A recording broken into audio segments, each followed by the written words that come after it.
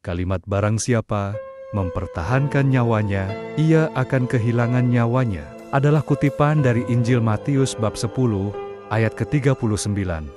Ayat ini menekankan bahwa jika seseorang berupaya mempertahankan hidupnya dengan cara yang mementingkan diri sendiri, ia akan kehilangan kehidupan yang sesungguhnya. Sebaliknya, barang siapa yang rela melepaskan kehidupannya demi Kristus, ia akan memperoleh kehidupan kekal. Lebih detailnya, Matius bab 10, ayat 39. Kalimat ini secara harfiah menyatakan bahwa mereka yang berusaha mempertahankan nyawanya akan kehilangan nyawanya, tetapi mereka yang kehilangan nyawanya karena Aku akan memperolehnya. Tapi faktanya masih banyak yang takut kehilangan nyawanya. Ingat, menginjil itu seharusnya damai dan membuat orang yang mendengarnya juga damai. Bukannya menghina. Kalau ikut menghina juga, lantas apa bedanya dengan mereka yang tidak tahu Injil? Malahan ada yang sampai ditangkap, lalu dipenjara.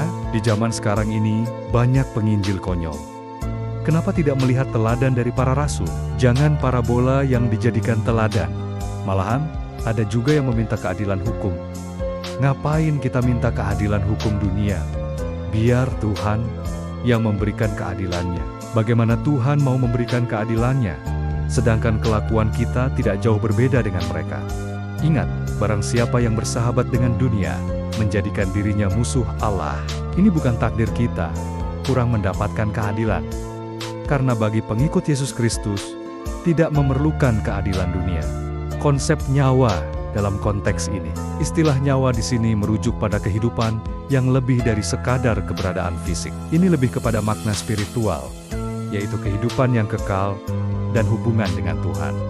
Mempertahankan nyawanya, ini bisa diartikan sebagai upaya untuk mempertahankan diri sendiri, keinginan untuk mendapatkan kesenangan duniawi, dan penolakan untuk mengorbankan diri demi kebenaran. Faktanya, yang katanya seorang apologet, tapi mensiarkan tentang Yesus, kenapa harus jauh-jauh dari luar negeri? Apakah di sini kurang aman? Itulah yang artinya mempertahankan nyawanya. Selagi penyampaian kita tentang Yesus tanpa menghina orang lain, tentunya aman-aman saja. Yesus mengajarkan, waspadalah terhadap nabi-nabi palsu. Kenapa yang diasumsikan atau ditafsirkan itu harus nabi dari padang pasir, sedangkan di kalangan Kristen sendiri pun banyak nabi-nabi palsu. Bapak-bapak gereja kita, ada juga yang hidupnya sejaman dengan kehidupannya nabi padang pasir itu. Yang dikritik bukan sosoknya, tapi ajarannya. Ingat ya, kritikan itu bukan menghina. Mau diperbaiki atau tidak, itu urusannya si nabi itu dengan Tuhan. Ngapain sampai ada yang bilang, ini tokoh dongeng, dia sosok tokoh yang nyata. Bapak-bapak gereja pun mengakui keberadaannya dia, tapi tidak mengakui kenabiannya. Sekelas bapak-bapak gereja tidak pernah menghina. Kita ini siapa? Apakah kita ini sudah hidup dengan benar? Apakah kita ini berapologet? Sudah berkenan bagi Tuhan? Kalau ingin menjadi seorang apologet, perbaiki diri sendiri dulu. Jangan sok paling benar sendiri.